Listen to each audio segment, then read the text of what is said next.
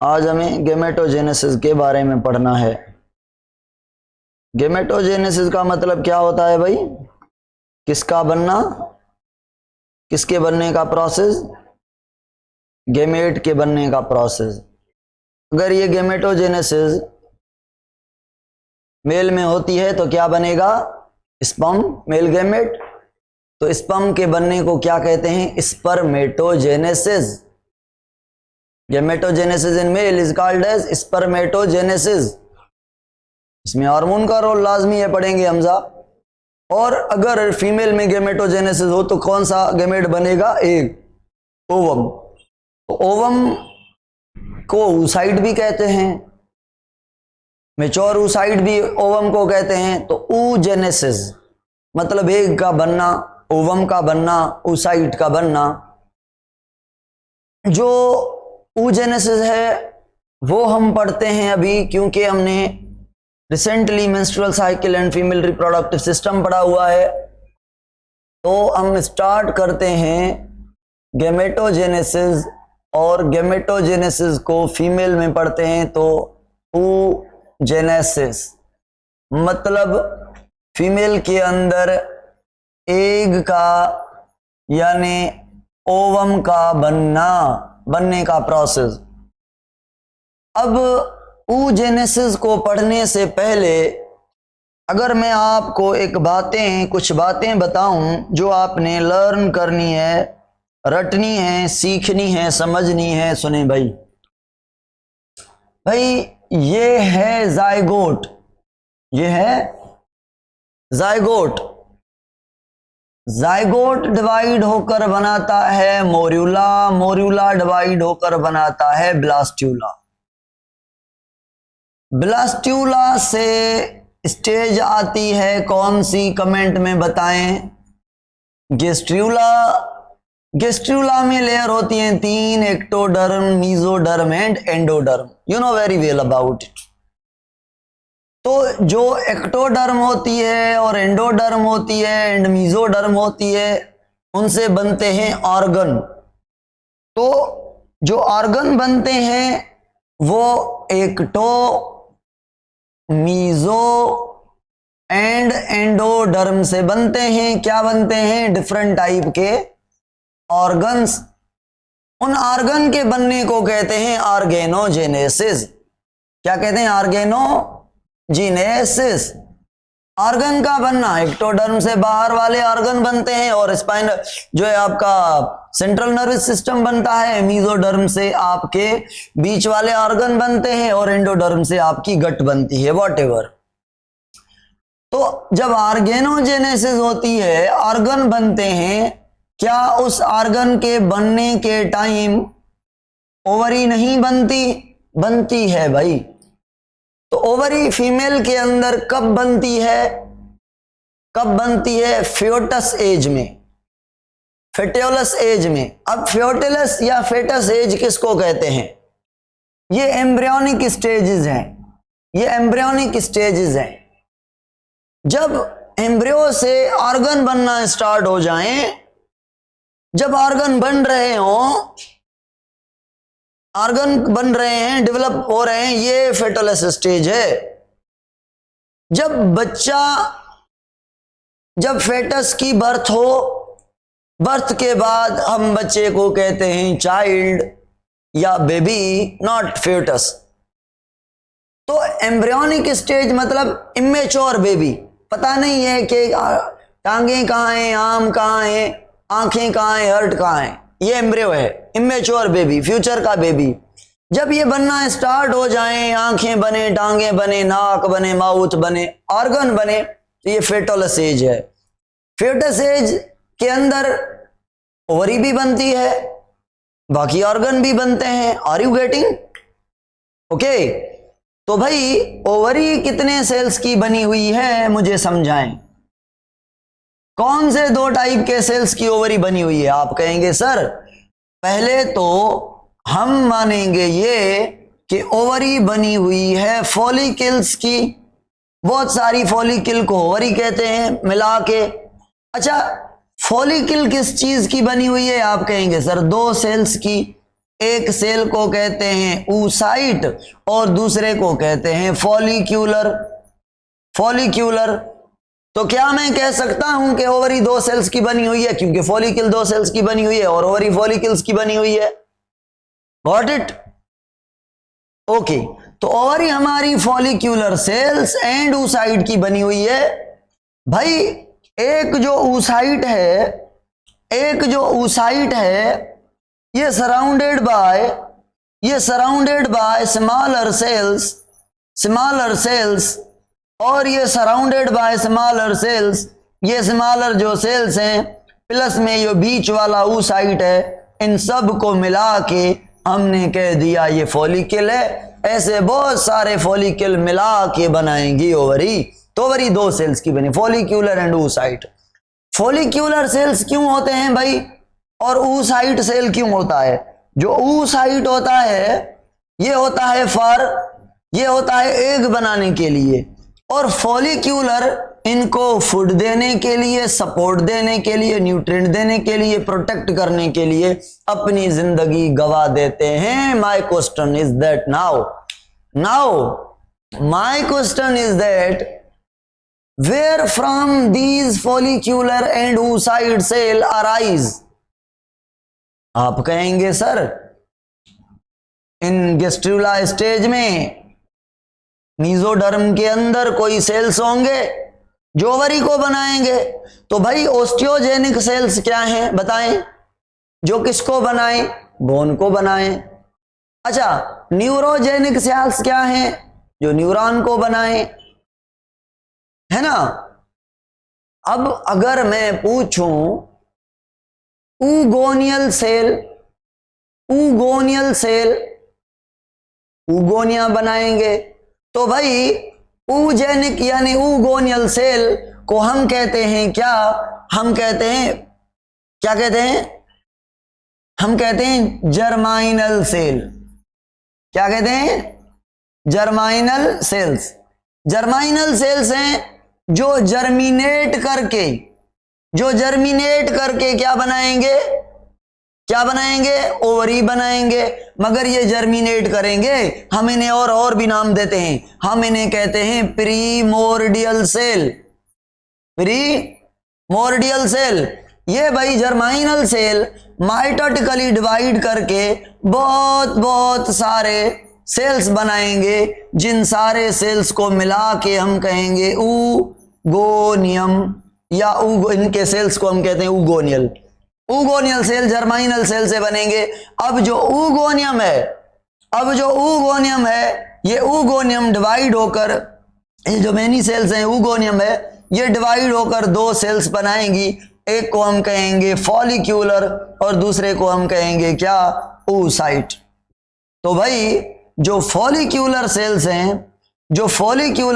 हैं और oocyte हैं, ये दोनों मिला के बनाते हैं क्या? फॉलिकल। तो भाई आपके बॉडी के अंदर मैं रिपीट करता हूं, सुने। आपकी बॉडी में क्या था? एक मिनट, कंटिन्यूअसली कोई 20-25 मैसेज आए हैं।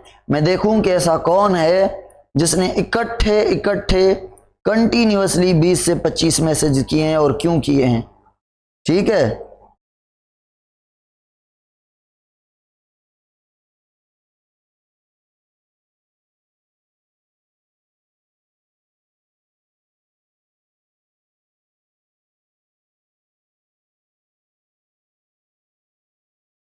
फालतू लोग हैं भाई।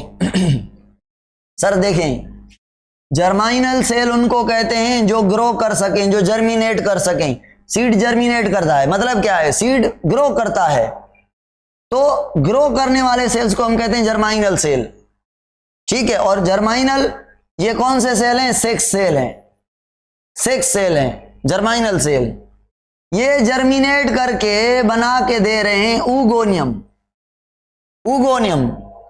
ये जो ऊगोनियम है, ये ऊगोनियल सेल है, ये डिवाइड होकर बना रहे हैं फॉलिकल एंड oocyte। तो फॉलिकल आपकी जो बनी हुई है वो oocyte एंड फॉलिक्यूलर सेल से बनी हुई है, और follicular and oocyte oogonal cell से बने हुए हैं। अब मुझे ये बताएं कि जो oogoनियम है अगर 2n है और जर्माइनल सेल भी 2n है, तो मुझे बताएं जर्माइनल सेल से जो oogoनियम बनी है वो माइटोसिस से बनी है या मियोसिस से बनी हुई है? माइटोसिस से। और जो oogoनियम से ooसाइट बना है, ooसाइट के अंदर भी 2n नंबर है और फॉलिकल के अंदर भी 2n नंबर है। मुझे बताएं ये भी माइटोसिस से बनी है या मियोसिस से? माइटोसिस से। अब जो ooसाइट है इसका नाम मैं यहां पे लिख रहा हूं, ये ooजेनेसिस क्या है भाई? ये हो गया oogoनियम। अब oogoनियल सेल से बन गया प्राइमरी ooसाइट। अब एक और बात समझनी है आपने, प्राइमरी ooसाइट्स बहुत सारे हैं। प्राइमरी ooसाइट किसको कहते हैं? जो फॉलिकल के अंदर ooसाइट है। अब भाई ये सारे का सारा प्रोसेस कब जाइगोट से एम्ब्रियो ओजेनेसिस, ये जो ऑर्गेनोजेनेसिस, ये ओवरी का बनना यानी ये फॉलिकल का बनना, ooसाइट का और फॉलिकल का बनना जर्माइनल सेल से, ये कब होता है? जब मां के पेट के अंदर बेटी डेवलप होती है।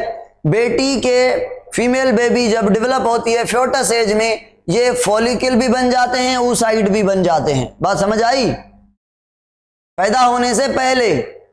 अब मुझे बताएं ये जो ooसाइट है मैच्योर एग है या इमेच्योर एग होगा? बच्ची पैदा होने से पहले ये प्रोसेस हो चुके हैं, तो बताएं ये क्या होगा? इमेच्योर होगा। ठीक है, अगर इमेच्योर होगा तो इसको मैच्योर करने के लिए प्रोसेस चलेगा। अब सुने, ये जो ooसाइट है इसे हम क्या कह रहे हैं? प्राइमरी ooसाइट। अब प्राइमरी ooसाइट का नंबर मैंने क्या लिखा है? 2n।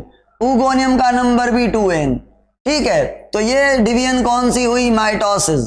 अब भाई बात सुने, मुझे बताएं फॉलिकल किसकी बनी हुई है? ये समझ लिया आपने, ooसाइट एंड फॉलिक्यूलर सेल जो 2n सेल्स हैं।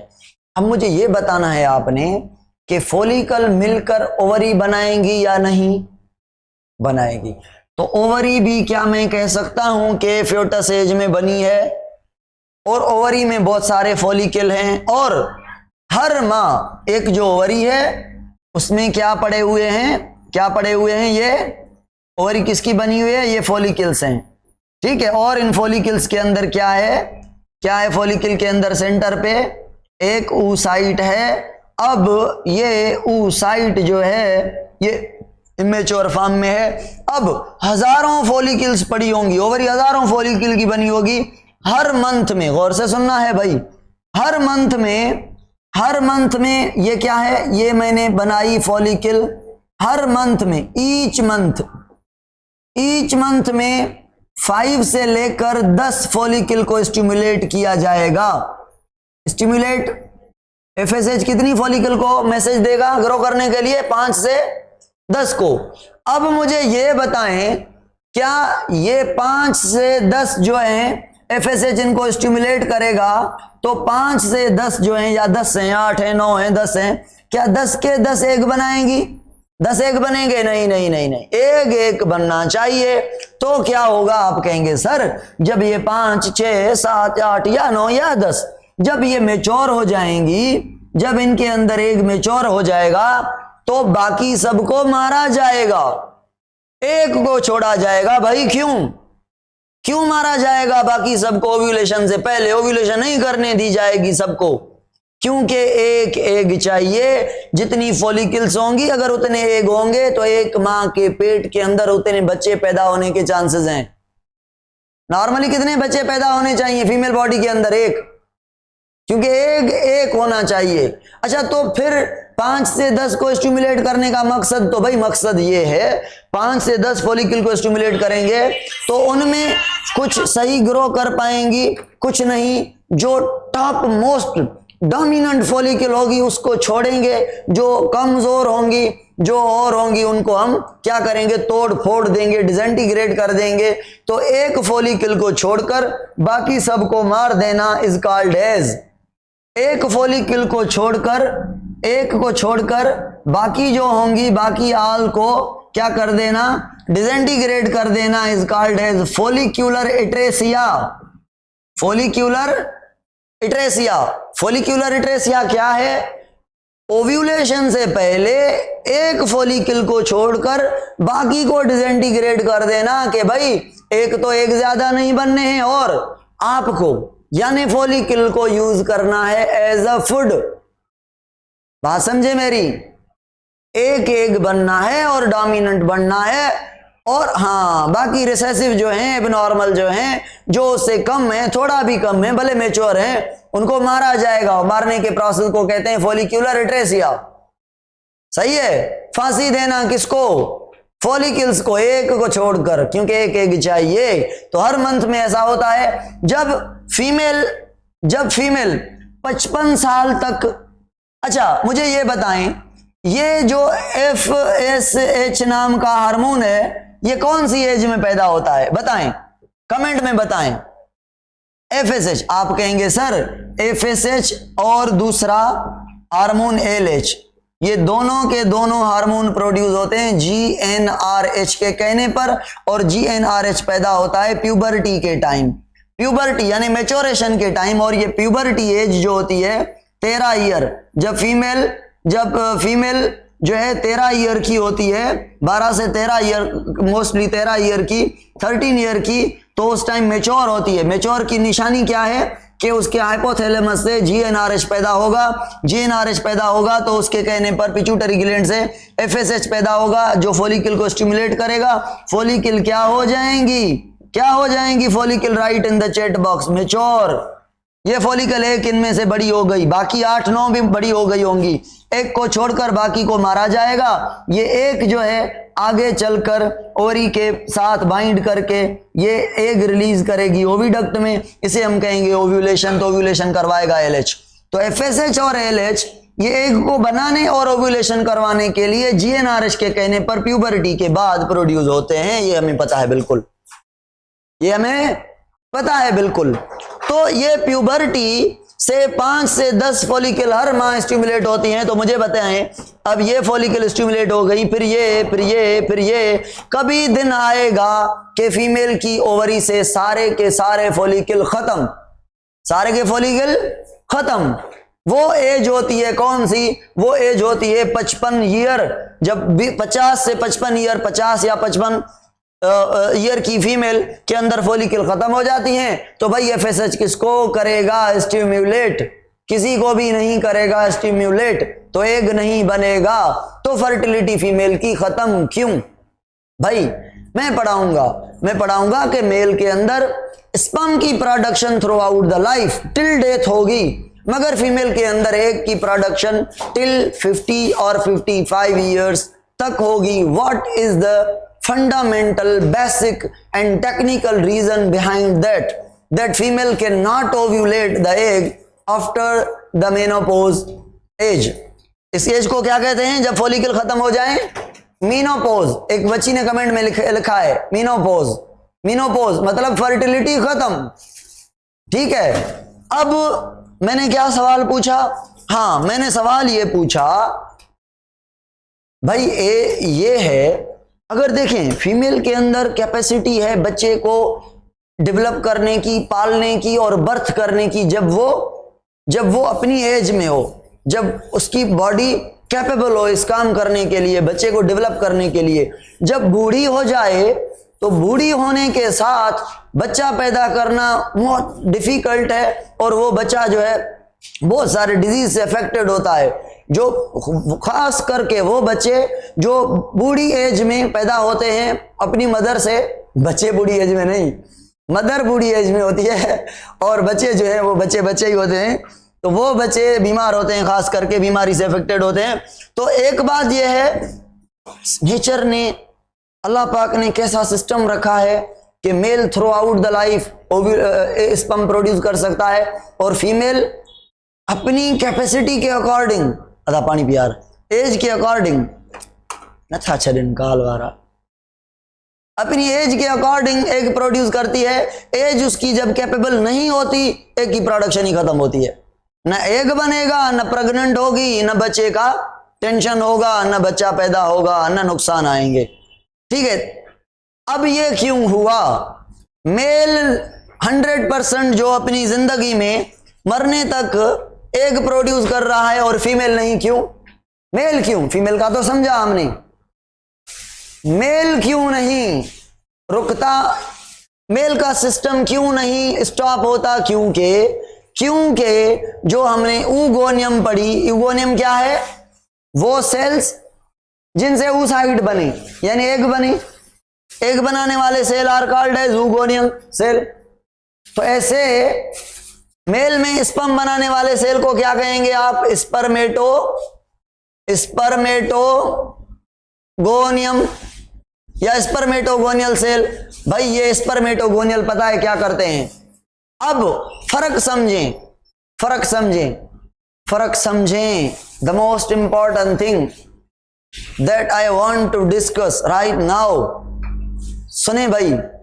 स्पर्मेटोगोनियल सेल ये होते हैं सेमिनिफेरस ट्यूब्यूल में, ये माइटोटिकली ये अपने सेल हैं 1 2 3 4 5 कितने भी हैं, ये डिवाइड होकर माइटोसिस करके एक सेल से 2 2 से 4 4 से 8, ये कितने सेल थे? 1 2 3 4 5, सपोज करके 5 थे, 5 से कितने सेल बनेंगे? 10 बनेंगे। तो 5 वही के वही जगह लेंगे, 5 स्पर्म बनाएंगे। तो क्या कमी आई स्पर्मेटोगोनियल सेल में? एक सेल से 2, एक स्पर्म में रोल प्ले करेगा, दूसरा वो जगह संभालेगा अपनी। मगर फीमेल में ऐसा नहीं होता।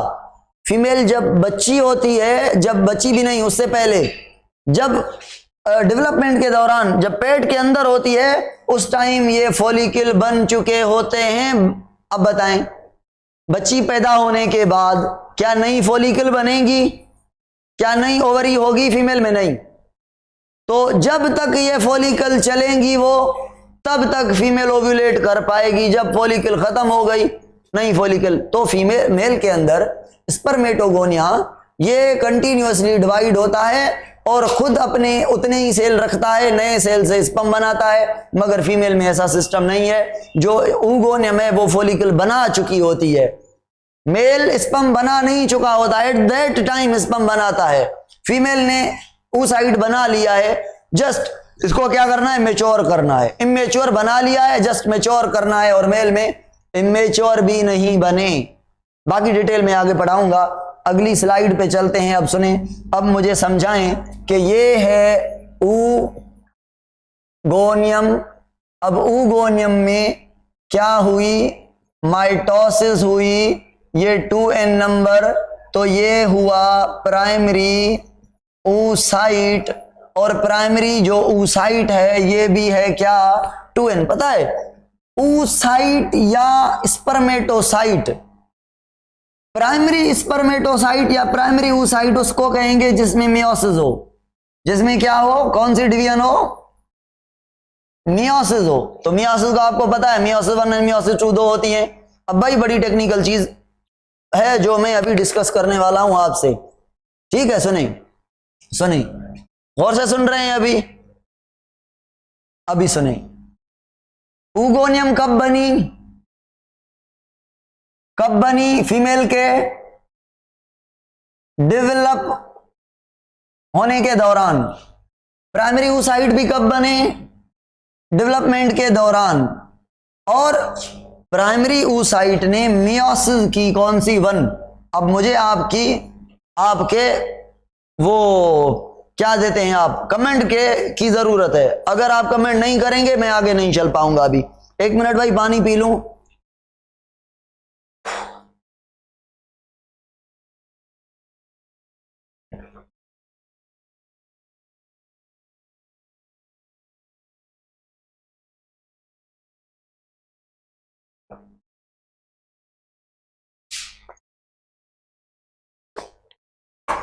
I need your फटाफट response, quick response. So ready for that. क्योंकि मियोसिस के क्रोमोसोम की डिस्ट्रीब्यूशन मैंने पढ़ाई हुई है। क्या पढ़ाया हुआ है? कि मियोसिस 1 होती है, उसमें प्रोफेज 1 होता है, मेटाफेज 1 होता है, एनाफेज 1 होता है और टीलोफेज 1 होता है। फिर होती है क्या? मियोसिस 1 के बाद साइटोकाइनेसिस। साइटोकाइनेसिस के मतलब ये सेल है, इसके अंदर 46 क्रोमोसोम सेल हैं और ये डिवाइड होकर ये एक सेल से 2 सेल्स बन गए। इसमें भी 40, सॉरी इसमें 23 और इसमें भी 23 क्रोमोसोम, ये मियोसिस 1 हो गई, साइटोकाइनेसिस हो गई। अब होगी मियोसिस कौन सी 2, इसमें होगा प्रोफेज 2, फिर मेटाफेज 2, एनाफेज 2 और टीलोफेज 2, फिर होगी क्या साइटोकाइनेसिस। फिर एक सेल से ये भी 2, इस सेल से भी 2, तो 4 सेल बनने वाले हैं। हर एक सेल के अंदर कितने 23 क्रोमोसोम, मगर यहाँ पे क्रोमोसोम 23 है मगर डीएनए कितना है, मैंने पढ़ाया हुआ है डीएनए डबल है। हर क्रोमोसोम ऐसा है, ऐसा डबल, और यहाँ पे क्रोमोसोम कैसा है, ऐसा एक डीएनए वाला है। यहां तक ओके है ना। मियोसिस 1 और मियोसिस 2 का कॉन्सेप्ट अब सुने। मियोसिस 1 भी कब हुई, डेवलपमेंट के दौरान, डेवलपमेंट के दौरान चलता आ रहा है। जब मियोसिस 1 हो गई, 1 कंप्लीट नहीं हुई, मियोसिस 1 आके प्रोफेज 1 में अटक गई। कौन से प्रोफेज 1, लेट प्रोफेज 1। प्रोफेज समझते हैं ना, प्रोफेज 1 लंबे में लंबा फेज होता है जिसमें 5 स्टेजेस होती हैं, leptotene, zygotene, pachytene, diplotene and diakinesis. 5 stages पे मुश्तमिल होता है।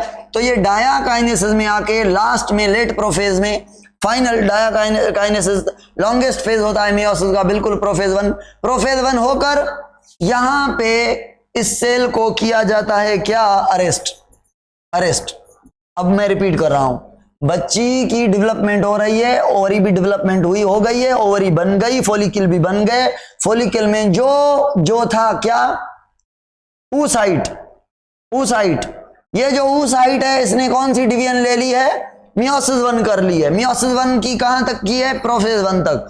प्रोफेज 1 में आके अरेस्ट हो गया, अटक गया, रुक गया, डिवीजन रुक गई, मतलब अरेस्ट हो गई।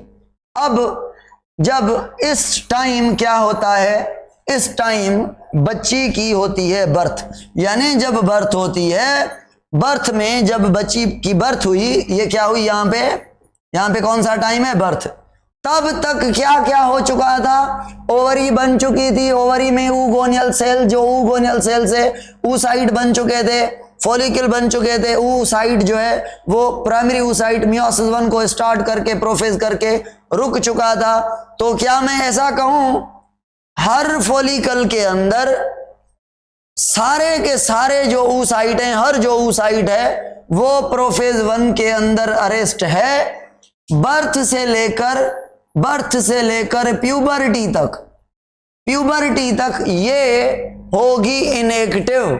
बर्थ से प्यूबर्टी तक कोई काम आगे प्रोसीड नहीं होगा। सारे की सारी जो ओवरी है वो क्या रहेगी, इनएक्टिव, कोई डिवीजन आगे नहीं चलेगी। जब बच्ची बर्थ से पहला ईयर और प्यूबर्टी तक, ये प्यूबर्टी का टाइम है, प्यूबर्टी तक कितनी एज हो गई, 13 साल।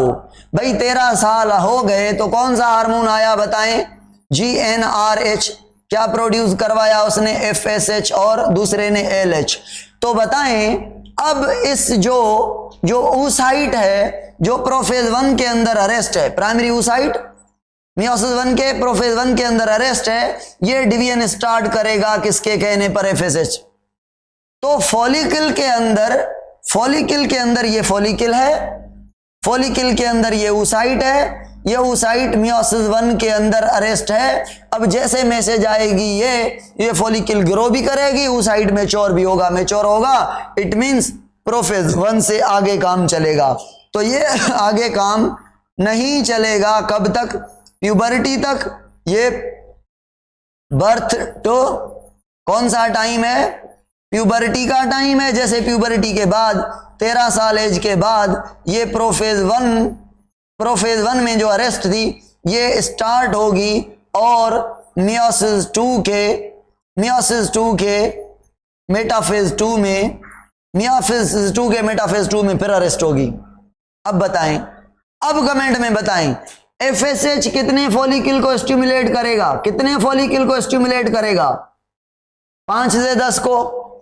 तो क्या सारे के सारे प्रोफेज 1 से मियोसिस 2 तक, प्रोफेज 1 यानी मियोसिस 1, इससे मियोसिस 2 तक कंटिन्यू करेंगे सारे फॉलिकल, या वो फॉलिकल जो इन फॉलिकल के अंदर हैं, वो oocyte जो इन फॉलिकल के अंदर हैं, 5 से 10 oocyte जो है वो मियोसिस को आगे चलाएंगे।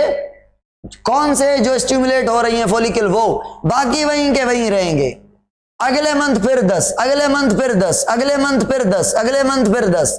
तो भाई जो 5 से 10 फॉलिकल हैं उनके जो oocyte हैं वो प्रोफेज 1 से लेकर मियोसिस 1 पूरी करेंगे, मियोसिस 2 में आकर मियोसिस 2 का प्रोफेज 1 पूरा, प्रोफेज 2 पूरा करेंगे, मेटाफेज 2 में आकर फिर अरेस्ट हो जाएंगे। भाई सुने, जब आपके फीमेल की बॉडी के अंदर ओवरी से जब ये फॉलिकल से एग निकलता है इनटू द कहां, into the oviduct, into the oviduct जब एग निकलता है तो ये एज पता है कौन सी होती है? ये एज पता है कौन सी होती है? ये एज होती है फॉलिकल की। यहां पे जो एग निकला है ये क्या निकला है? ओवम निकला है। क्या हुआ है? ओव्यूलेट हुआ है। ये मियोसिस 2 के अंदर, मेटाफेज 2 के अंदर अरेस्ट हुआ है। ठीक है, मेटाफेज 2 में तो जो एग निकल रहा है उसने क्या क्या किया है? क्या क्या किया है बताएं? यहां पे बना रहा हूं मैं, ये एग था, इसने पहले कब अरेस्ट हुआ था? प्रोफेज 1 में, प्रोफेज 1 में अरेस्ट था। अब इसने प्रोफेज 1, मेटाफेज 1, एनाफेज 1, टीलोफेज 1 पूरा किया, साइटोकाइनेसिस हो गई, तो एक से कितने सेल बने? दो सेल बन गए, एक छोटा एक मोटा। मोटा cell is called as secondary oocyte और छोटा cell is called as polar body. जो प्यूबर्टी से FSH के कहने पर इस सेल ने डिवीजन की, प्रोफेज 1 से लेकर ये सेल बनाया, ये एक सेल से 2, ये क्या कंप्लीट हुई? ये मियोसिस 1 कंप्लीट हुई, prophase 1, metaphase 1, anaphase 1, telophase complete हुआ, 2 सेल बन गए, साइटोकाइनेसिस हो गई। इस सेल को कहते हैं सेकेंडरी oocyte और इसे कहेंगे पोलर बॉडी। अब क्या होगी? डिवीजन मियोसिस 2 होगी। भाई मियोसिस 2 होगी, ये मियोसिस 2 में आ गया, इसके अंदर क्रोमोसोम कितने? 23, इसके अंदर भी 23, मगर डीएनए डबल है, समझ रहे हैं आप? तो ये मियोसिस 2 के प्रोफेज 2 को भी ऑपरेट करेगा और मेटाफेज 2 भी करेगा, यहां पे रेस्ट होगा। तो बताएं क्या ये 2 सेल में बट चुका होगा या अभी तक नहीं? अभी तक नहीं, क्योंकि अभी तक मेटाफेज में, फिर एनाफेज 2, फिर टीलोफेज 2, फिर साइटोकाइनेसिस। तो भाई इस सेल के अंदर क्रोमोसोम तो 23 है, मगर डीएनए कितने हैं? कमेंट में बताएं। डबल तो डिवाइड होना है, हुआ तो नहीं।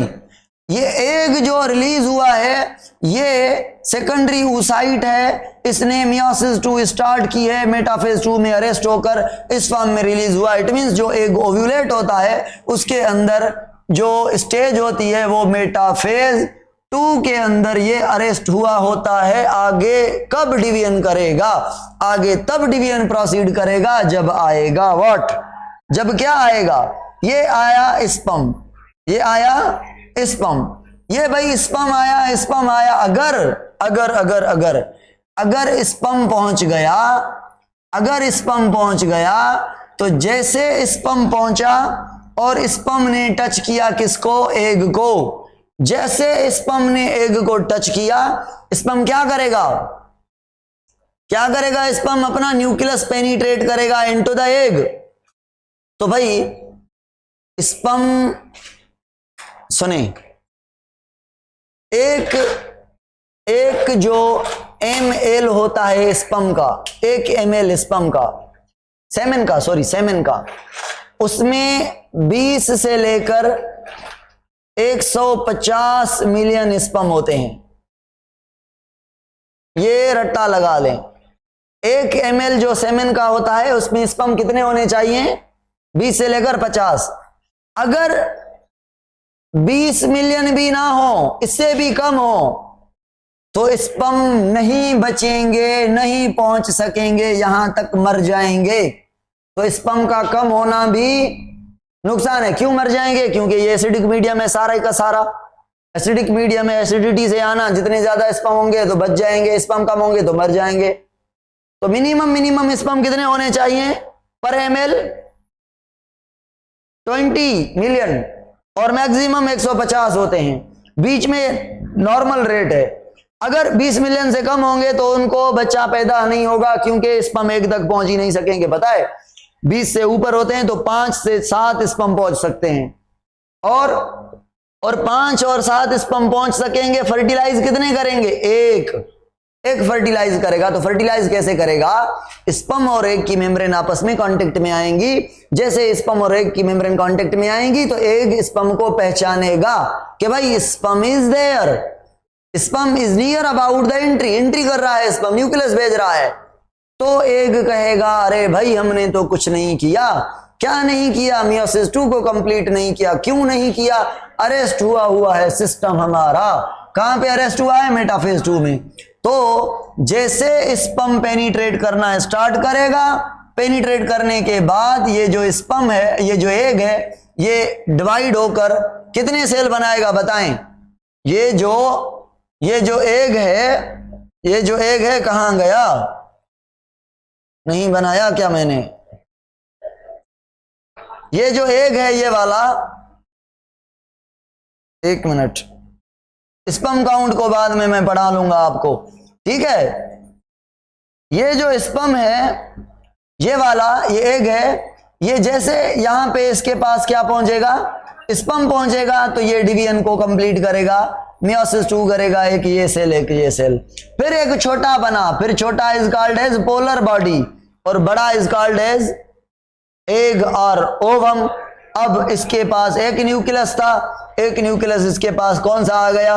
न्यूक्लियस का आ गया। कितने न्यूक्लियस हो गए? 2। तो इसके में अंदर क्रोमोसोम कितने? एक न्यूक्लियस प्लस दूसरा न्यूक्लियस, और साइटोप्लाज्म एक ही है। 2 न्यूक्लियस मिल गए तो क्रोमोसोम 46 बन गए, तो ये कहलाएगा जाइगोट, और प्रोसेस कहलाएगा फर्टिलाइजेशन, जो कि ओविडक्ट के अंदर प्रॉक्सिमल पार्ट में होगी, ओवरी के करीब इन्फेंटिब्यूलम और एम्प्यूला में होगी, नॉट के स्थमस में होगी। समझ आ रही है बात? कुल मिला के अगर मैं नए पेज पे आपको बना के दिखाऊं कि ये क्या था? ऊगोनियम था। ऊगोनियम से बना प्राइमरी oocyte, प्राइमरी oocyte ने स्टार्ट की मियोसिस 1, और ये आ गया प्रोफेज 1 के अंदर। प्रोफेज 1 में हो गया अरेस्ट, यहाँ पे बच्ची की बर्थ हुई। बर्थ के बाद 13 साल गुजर गए, कोई प्रोसेस नहीं चला। जैसे 13 साल गुजर गए तो एज आई कौन सी? एज आई भाई प्यूबर्टी की। प्यूबर्टी आने से ये जो प्रोफेज 1 में अरेस्ट था, इसने डिवाइड किया और आ गया मियोसिस 2 के अंदर, अरेस्ट हो गया मेटाफेज 2 के अंदर। मेटाफेज 2 के अंदर अरेस्ट हो गया। इस फॉर्म में इसने ओव्यूलेट किया। ये इस फॉर्म में है। ओव्यूलेट करने के बाद जैसे इसके पास पहुंचता है क्या? स्पर्म पहुंचता है, तो फिर ये करता है मियोसिस 2 को आगे प्रोसीड और डिवाइड होकर एक छोटा और एक मोटा सेल बनाता है। मोटा cell is called as egg, जिसके साथ न्यूक्लियस फर्टिलाइज होगा तो ये बन जाएगा जाइगोट, और छोटा cell is called as polar body. It's all about gametogenesis, ठीक है। ये याद रखना है कि ये प्रोफेज से मेटाफेज 2 तक हर मंथ में 5 से 10 फॉलिकल स्टिमुलेट होंगी, हर मंथ 5 से 10। अच्छा सुने, अगर स्पर्म ना आए तो क्या मियोसिस 2 मेटाफेज 2 से आगे प्रोसीड करेगी? नहीं। ये याद रखना है कि ये आगे प्रोसीजर तब चलेगा जब स्पर्म आएगा। भाई अब आपको पता है स्पर्म का, आपको पता है, कल हम डिटेल में स्पर्म को पढ़ेंगे कि स्पर्म में एक न्यूक्लियस है और स्पर्म के अंदर क्या होता है? टाइम चेतेवा। और स्पर्म में क्या होता है? आपको पता है कि सर स्पर्म में ये ऐसे छोटे हिस्से में साइटोप्लाज्म होता है, ठीक है। और सर स्पर्म का ये जो हिस्सा होता है ये वाला, ये मिड पीस कहलाता है।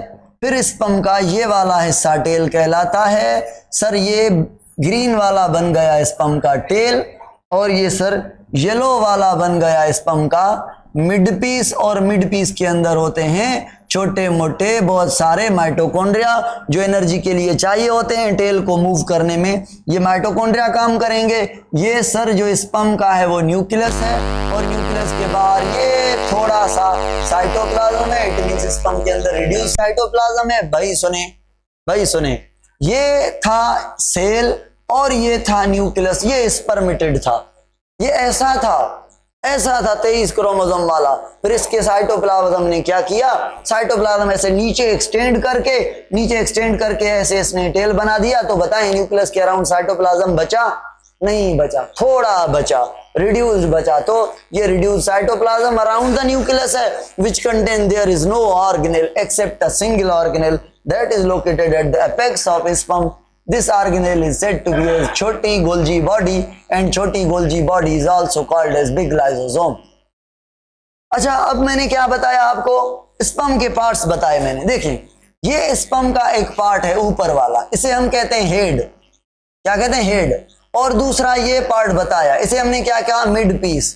और तीसरा ये बताया मैंने, इसे क्या कहते हैं? टेल। तो मुझे बताएं माइटोकॉन्ड्रिया कहां पर है, जल्दी बताएं। मिड पीस में। अच्छा, टेल एंड मिड पीस क्या साइटोप्लाज्मिक कंटेंट नहीं है? क्या ये एक्सटेंशन ऑफ साइटोप्लाज्म नहीं है? एक्सटेंशन है साइटोप्लाज्म का, ये प्योर साइटोप्लाज्म है, इनमें ऑर्गेनेल है। बाकी जो हेड है उसमें एक तो 23 क्रोमोसोम वाला न्यूक्लियस है जिसमें 23 क्रोमोसोम है, और छोटा मोटा साइटोप्लाज्म का हिस्सा है जिसे हम रिड्यूस साइटोप्लाज्म कहते हैं। हेड की चोटी, ये जो हेड की ये चोटी है ऊपर वाली, इस चोटी को पता है क्या कहते हैं? इसको कहते हैं acrosome. Soma means body, Acro means near about. तो क्रोमोसोम, एक्रोजोम का मतलब क्या है? स्पर्म की जो चोटी है उसे हम एक्रोजोम कहते हैं। हेक्रो नहीं, एक्रोजोम।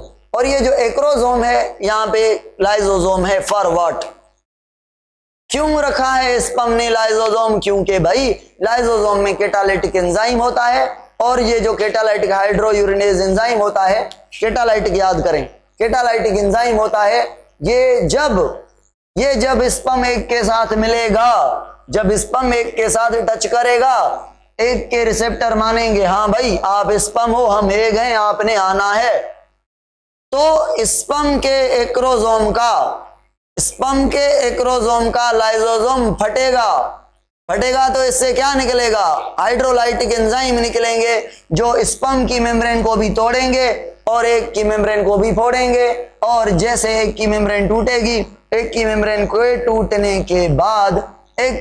के टूटने के बाद स्पर्म के अंदर जो न्यूक्लियस था वो सीधा आके गिरेगा एग के अंदर। ठीक है, तो मेम्ब्रेन को तोड़ने के लिए ये लाइजोसोम रखा गया है, इट मींस इसमें एंजाइम है। ऐसे होती है फर्टिलाइजेशन, जिसे हम सेंगेमी भी कहते हैं, फर्टिलाइजेशन भी कहते हैं, गैमेटिक फ्यूजन भी कहते हैं। ठीक है, और जाइगोट के बनने का प्रोसेस भी कहते हैं, that takes place in the oviduct near the ovary, in the proximal part of oviduct, in infundibular and ampulla. Sir egg में न्यूक्लियस नहीं होता, क्यों भाई एग के अंदर न्यूक्लियस नहीं होता? क्यों नहीं होता एग के अंदर न्यूक्लियस?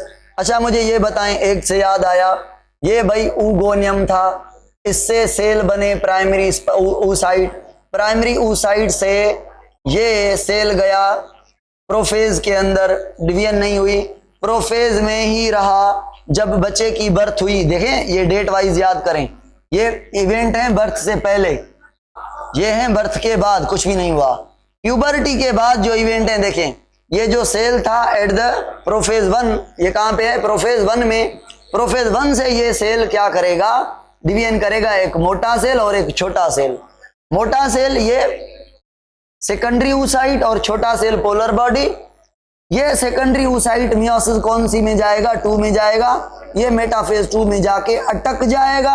अटकने के बाद ओव्यूलेशन होगी, यहाँ पे ओव्यूलेशन होगी। ओव्यूलेशन के बाद ये स्पर्म के मिलने पर ये डिवीजन करेगा, अगर स्पर्म नहीं मिलेगा ये डिवीजन नहीं होगी। फिर मैंने रिपीट कर दिया सारा प्रोसेस। ओके, तो भाई मेरे सवाल पूछना हक है। मुझे बताएं, अगर ओव्यूलेशन हुई है, जाहिर बात है फर्टिलाइजेशन होगी। ओव्यूलेशन हुई है, फर्टिलाइजेशन भी हो गई है, फर्टिलाइजेशन हो गई है तो मियोसिस 2 कंप्लीट हैज गॉन है। अब यहां तक आपने ये बताना है कि पोलर बॉडीज कितनी बनी टोटल। पोलर बॉडीज मैंने नहीं पढ़ाया कि कितनी पोलर बॉडी बनी है, आपको समझना चाहिए कि कितनी पोलर बॉडीज बनी है। सुने भाई, आप कहेंगे सर एक तो पोलर बॉडी, ये जो सेल था इससे एक सेकेंडरी oocyte बना, एक बनी क्या? Polar body. ठीक है, ये सेकेंडरी oocyte आगे चल के ये मेटाफेज 2 में अरेस्ट हुआ था, इसने स्पर्म मिलने पर ये डिवीजन करके ये पोलर बॉडी 2 बनाई। 2 पोलर बॉडी नहीं 3 बनी है। क्यों 3? क्योंकि ये फर्दर डिवाइड होगी, 2 बनाएगी और दोनों पोलर बॉडीज बनेगी। 3 पोलर बॉडी, एक ये और 2 इसमें से।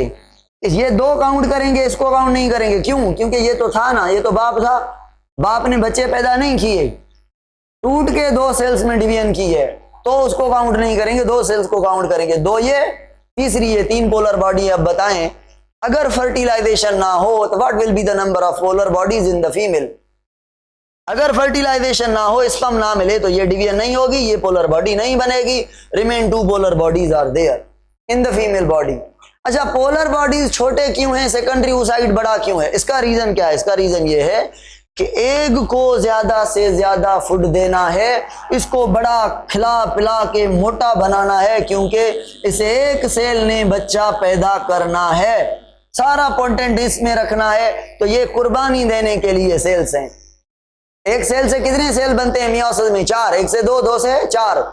तो पोलर बॉडीज छोटी क्यों हैं? क्योंकि इनका सारा फूड एक को दिया जाता है, एक सेल को, तब वो बड़ा है। साइटोप्लाज्म उसका बड़ा है। साइटोप्लाज्म का रोल मैंने पढ़ाया है, शायद डेवलपमेंट में साइटोप्लाज्म का रोल पढ़ाया है मैंने, कि साइटो ग्रे क्रेसेंट वाला, जीन को स्टिमुलेट करने वाला, स्विच ऑन करने वाला। हमजा नहीं कह रहा। क्यों? क्यों हमजा भाई नहीं पढ़ाया? पक्का है? चलो कल मैं पढ़ाऊंगा साइटोप्लाज्म का रोल इन द डेवलपमेंट इंशाल्लाह। तो इनके बारे में भी पढ़ाऊंगा, स्पर्मेटोजेनेसिस भी पढ़ाऊंगा। आज के लिए काफी है भाई। आज हमने पढ़ा oogenesis का कॉन्सेप्ट, एक का बनना। वैसे तो सिंपल है, हमने कॉम्प्लिकेटेड कर दिया बहुत इसको।